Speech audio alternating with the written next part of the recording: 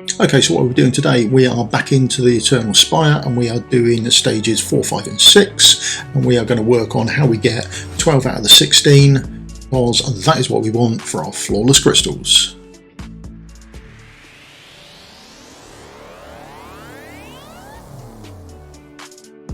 Right, hello and welcome. I am Mystical, this is Mystical Gaming. We're back into Watcher of Realms and we are in the Eternal Spire and we're going to push on to collect 12 out of the 16. Now I forgot to mention something yesterday, so apologies for that. When you're trying to get your 12, this is the difficulty intensifier and you can select the options that you want to go for here. So yesterday we mostly ran around with these options. We reduced the heroes by 6, we reduced the cost regeneration by 40%, and we increased the monster's movement speed by sort of 20%, or whatever this bottom one is here. We had that selected. So that's what we did yesterday. But you don't need to do that, and I did forget to mention it. So you can increase the number of champions you have. You can have another 3 champions. You can have your costs back quicker and you can decide, well actually I'll give them more HP, and that would still give you your 12. This in difficulty selector, intensifier? No, don't like that. So this difficulty selector will allow you to mix and match over what you've got. So I do apologise for not mentioning that yesterday. So today we'll have a bit more of a play around with it. We'll flex our teams out or in, and then we'll sort of say what you can do if you're pushing for 4, only using 4 champions, but if you want to use some more, other options you've got available to you. So we'll have a look at that to start with. So we jump into stage 4. Then the champions we do want to be using are these 2. Absolutely, without a doubt, you've got your golden golems, or golden guards I think they are, that you get in the gear raid, that can roll in towards you, then they hit someone, bounce back, and they do a massive amount of damage. We've still got those very much in stage 4, so you want to be using the heroes that you're using in that gear raid. Use them here, and as we all know, that Baron and Decimus are absolutely fantastic because they go invincible for a little while and they are all good. So essentially they're the 2 that you want to be using. Now if you want to go for a 3-man or 4-man team, this does restrict you somewhat. In fact, let's put a tank in there. So you'd want a tank, and Olag's as good as any other tank to have in there. Now if you're only using these 4 spots, you then need to sort out keeping your tank alive. So you can either go in with Volka or you can go in with Volka.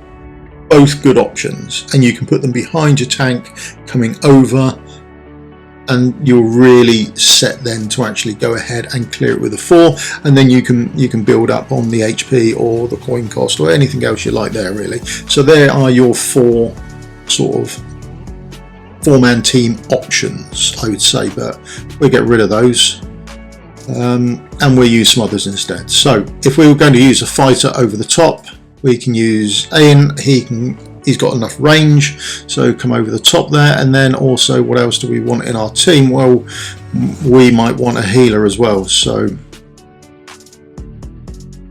we can use a healer. Well, let's use Vortex. Everyone should have a Vortex, so that'd be quite nice. And then we can use some other more tanky units or tanky fighters. So who do we want in this little lot? Well, who have we got as honourable mentions in here? So Aatrox, absolutely fantastic. He's going to die, he's going to take a hit, he's going to die very quick at coming back round again, and he just puts this pool down underneath or on the ground for everyone to walk over, and he does this AoE damage, so he is fantastic. So we could use him as well. And also there is, I got a message yesterday actually, a comment from someone about saying how good Gluttony is and where to use him, so I might come on to that later. But I have built him up now, and I am going to start trying to use him in more and more places, and we'll see how good he is and what he does and that sort of stuff. So we're going to try and use Gluttony for some playtime, and the advantage is he's HP based, which means he's very tanky fighter for us. So this this setup will still give us the 12 points that we want. And why do we want the 12? Well, we want the 12, don't we? So we can get to 108 points in total, and then that way we will have enough points then to get all the flawless crystals, which is what we're after. So this time around we'll use a few more heroes, and we use hopefully more common ones. Decimus here is absolutely the MVP. Sure, you could do it without him, you're just making your life a little harder, and you don't need to do any work to him. So let's put our tank down. Decimus I think only needs to be, I think it's 4-star and 1 promotion. That gives him his ability to go invincible when he's hit, so that's as far as you need to go with him. Well, unlike in the gear raid, we haven't got to wait for the boss to do his 3 hits. We can put Decimus down as soon as we like. He's not taking additional damage. His damage will come when he gets hit by these mobs here. There you go, he's been hit. Now, just for the sake of making your life easier, withdraw him. They run around the corner, they hit the tank, and then they die due to the massive damage they're taking. So, get next Decimus down. We've got him down a little bit late. I don't think it's going to be a massive effect for us. And then we can withdraw him. They'll come round the corner and they're going to kill themselves, which is nice. They will do that massive damage. Our tank's all tanky. That's fantastic. Now we've got a fighter behind our tank now, reaching over, which makes our lives much easier because we haven't got to worry about the tank having to kill these mobs in time. So if you've got a fighter with a longer range, feel free to put them in there. However, you do not need to put A in there. If you've got Arrogant, Zilitude, anything like that, feel free to use them. They're loads better. Don't just go, I've seen a guide, he used him, so I'm going to do the same. Feel free to use someone else. Right, this time we're going to put down Aatrox. Now we could put down Baron. Baron would be a lot better choice, but Aatrox is quite nice here. So he takes a hit, and then he takes the second hit and die. And when he dies, he puts down this AoE on the ground. Look at this. He's still ticking away for damage, and he's killing off the mobs for us quite nicely, even though he's dead. Absolutely fantastic. Now, if we want to kill a few more mobs, and we've got spare heroes, we can put a fighter down facing the other way, and we can start taking out these mobs as they're coming down, and making sure it's all nice and clean, and it makes everyone's life a little easier. The tank doesn't get overwhelmed, the fighter doesn't have to do too much work, and the healer's much better off because he's just sitting there ready to heal someone should they take damage, and no one's taken any damage yet, so he's got a heal ready to go. Now, I think the next thing I would probably do is stick down Decimus again, because we would have extra ads coming around, but in the sake of just using up lots of heroes, we'll put down a Baron. Baron is great. You've probably got one, you should have one somewhere. He'll be in your vault, oddly enough, if you're not using him, but you should be. Don't feel bad about building out Baron, he is awesome. Now he's going to take some hits for us, and he's going to brush them off, and also get around to getting his ultimate up and running. When he triggers that, he's going to put a massive shield on himself. He's absolutely fantastic for this. So here we are, there's his ultimate, and he's put this humongous shield on himself. Absolutely fantastic.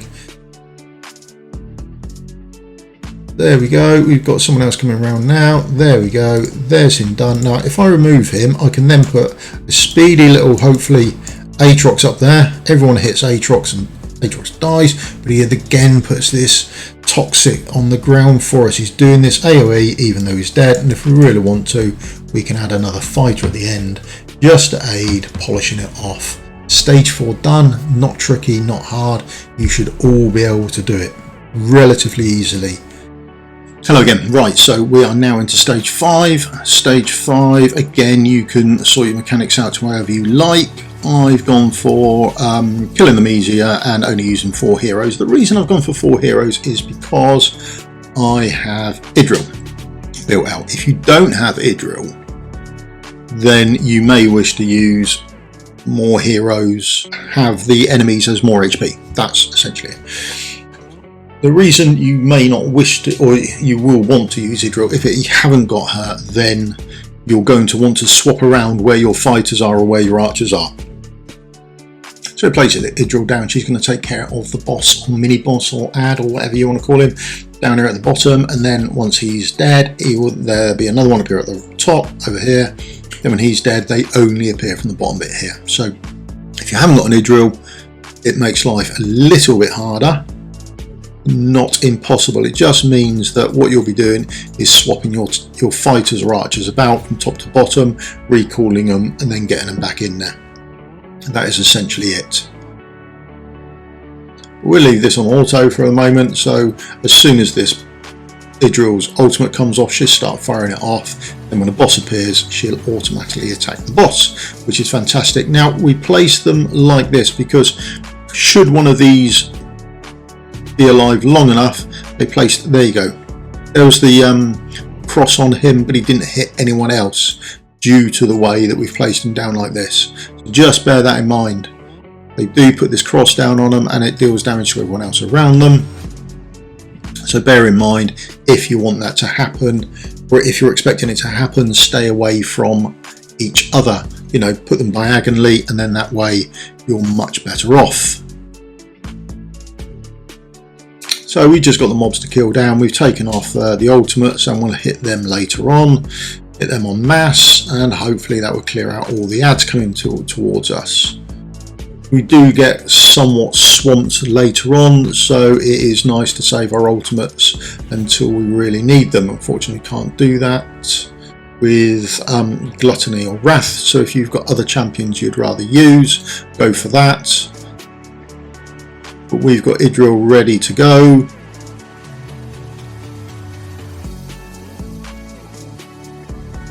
And we'll trigger everything off now, so hopefully we'll be able to get rid of them all. And there'll be enough left to actually do enough points of damage. Are we getting through them fast enough? I think we are. Yeah. Oh, we've got a loose one. Oh, we've rescued him. Oh, good. Happy days.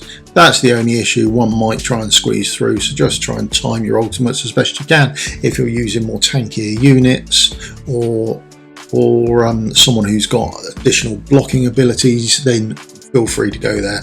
But that was just a quick, easy run through. It's a 4-man team. They're only epics. Idril's the only real issue that you may have there. Right, let's move on quickly. Number 6, right, nice and easy again. Okay, then our team we've got for 6. Now I've gone back to using a 4-man team again. I've reduced everyone down. Feel free to use more people if you want to. I've gone with a 4-man team. Now, it looks harder, it looks more whale orientated than it really is. So we've got Volka in here. She is here from the storyline. You will be able to use her, and what she's doing is she's keeping that healing up for everyone when they're using their basic attacks. So a quick one for you. When Volka's down, her ability is when she uses, let's go and have a look at her ability quickly. So the reason we're using Volka is Scarlet Feast. This is what she's being used for. Each basic attack launched by the hero restores 7% HP, and each basic attack launched by allies restores 2% HP. So everyone who does a basic attack will heal themselves for 2% of their HP. There's a couple of things we need to know about this. Firstly, if the ally has healing effect, you will boost this because you are healing yourself. That's what healing effect does. It only affects the person casting the heal. So if you have a fighter who has some healing effect on them and you're using Volka, they will heal themselves for more. First point to watch out for. Right, the second thing is she's really good for testing something out. So if we come over to gear, oh, we haven't even geared her up, never mind. So we'll worry about that later. And if we have a look at Infernal Roar, here's an Infernal Roar piece. Basic attack, damage plus 40%. So that is your basic attack. If you're unsure who to use Infernal Roar on, get Volka into a team and then go and watch for when they heal. So the heal only works when they're using their basic attack. There it is. Each basic attack launched. Basic attacks by allies. So And that's the same as Infernal Roar. So if you put Volka in a team, put a hero down beside them, watch them do attack, watch them do their ultimate. If they heal on their ultimate or other abilities, then it is affecting their basic attack, and Infernal Roar will work on them as well as this heal. Okay, so just some tips about Volka. Really good hero, really good champion. So, and you get her through the time, and when you do Tide, you also get the Awakenings for her as well. So really good champion. Right, sorry about the sidetrack. So here we are back. So there's Volka. Going to be using her. We're going to use Wrath because he's good at keeping himself alive and he hits relatively hard. He's quite tanky. Now the next two champions can be any fighters who have got range. So if you have got Arrogance, if you've got Zealitude, absolutely brilliant. Better than Lust.